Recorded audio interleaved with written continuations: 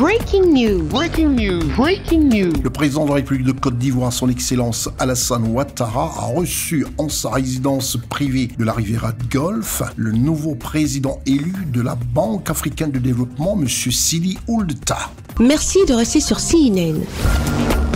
Breaking news. Breaking news.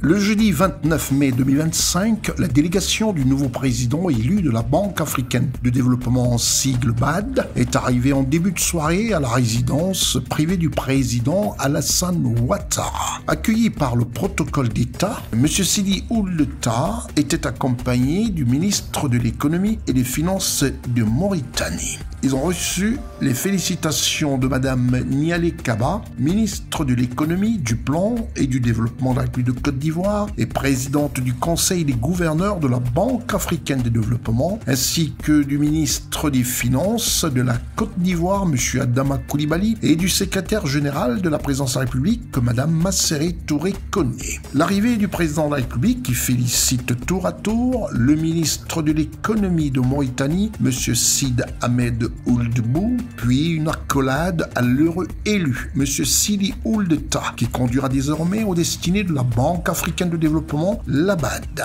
Les délégations mauritaniennes et ivoiriennes ont partagé ce moment de joie et de bonne marche des hautes institutions africaines aux côtés du président de la République de Côte d'Ivoire, son Excellence Alassane Ouattara. C'est alors que les deux délégations ont pris congé du président de la République de Côte d'Ivoire, son Excellence Alassane Ouattara, et se sont exprimés au micro des chaînes de télévision nationales et de la télévision internationale CNN sur les raisons de cette audience qui leur a été accordée par son Excellence Alassane Ouattara. Le ministre mauritanien de l'économie et des finances s'est exprimé en premier. On vient d'être honoré par l'audience que nous a accordée son Excellence le Président Alassane Ouattara, président de la République de Côte d'Ivoire.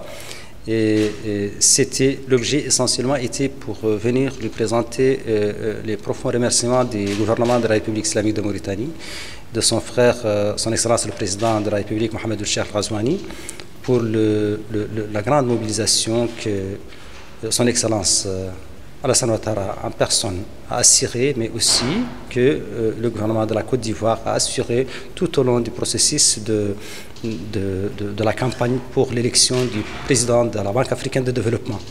Comme vous le savez très bien, la Côte d'Ivoire était le premier pays à avoir exprimé son soutien inconditionnel à la candidature de la République islamique de Mauritanie en la personne de Dr Sidi Ould Tah. Et aujourd'hui, il y a eu cette brillante et franche victoire de Dr Sidi Ould Tah. Il y était l'engagement de son Excellence le Président Alassane Ouattara. Ce résultat n'aurait pas pu être obtenu.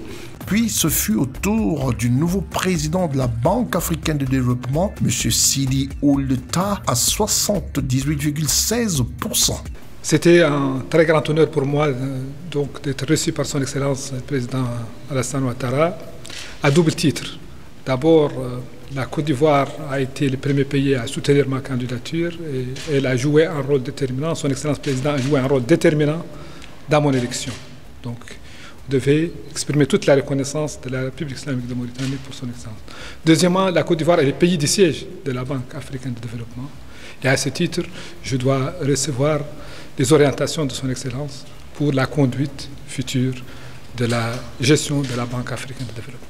Cette belle ambiance entre les ministres ivoiriens et mauritaniens témoigne de la belle amitié entre les deux chefs d'État ivoiriens et mauritaniens ainsi que des deux pays respectifs, à savoir la République islamique de Mauritanie et la République de Côte d'Ivoire. Merci d'être sur CNN, la télévision autrement. Les programmes se poursuivent. Retrouvez toute l'actualité afro-mondiale en ligne et en multidiffusion sur CNN, C-Web Info et plateformes digitales, Facebook, YouTube, Instagram et en simultané sur Radio Voltage 2.